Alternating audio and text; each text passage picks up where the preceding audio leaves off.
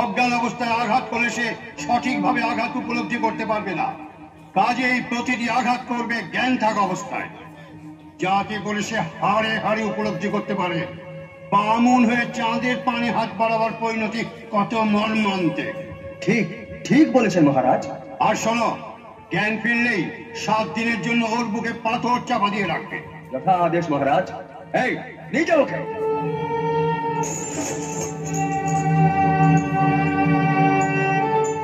মহারাজ, আমি খবর পেয়েছি ওই মেয়েটি নাকি এই বিজয়েরই দিদি। কোন মেয়েটি?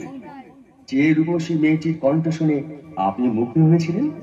ও হ্যাঁ, মনে পড়েছে। তুমি একদিন বলেছিলে কোন মালিনীর বাড়িতে থাকে। ভালোই হলো, এক ঢিলে 2 পাখি মারার সুযোগ আমার হাতে এলো।